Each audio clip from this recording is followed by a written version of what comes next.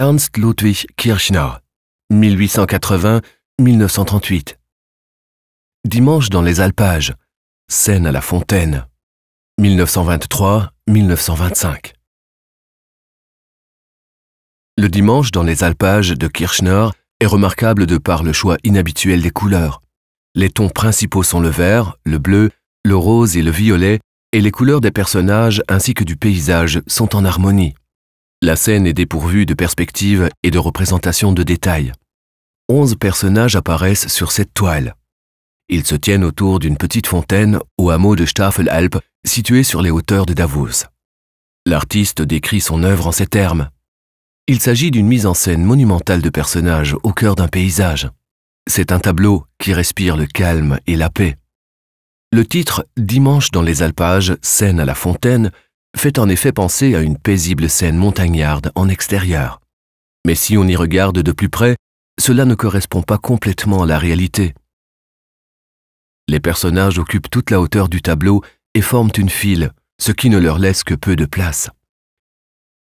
Si l'on considère qu'ils discutent entre eux, cette disposition semble peu naturelle et figée.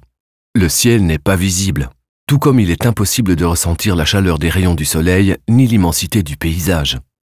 L'impression d'espace ne voit le jour que par la superposition des formes et leurs proportions. Il n'y a aucune perspective ni délimitation des volumes par le jeu des couleurs. Ainsi, il est difficile d'apercevoir qu'une vallée sépare Staffelalp du paysage en arrière-plan. De plus, le chemin menant à la vallée de Sertig, au milieu de la moitié supérieure gauche de la peinture, semble mener vers le haut et non vers le bas. Une source de lumière naturelle clairement identifiable est absente, même si, par exemple, les différentes couleurs des visages ressemblent à des taches de lumière. Les personnages ne jettent pas d'ombre, et les couleurs sont plutôt lugubres. L'artiste nous donne à voir une scène paisible dans un paysage existant. L'exécution formelle du sujet exprime en même temps ses peurs, son sentiment de solitude et son propre état d'âme. Le musée des Beaux-Arts de Berne a fait l'acquisition de l'œuvre en 1933, lors de la grande exposition dédiée à Kirchner et organisée dans la Kunsthalle de Berne.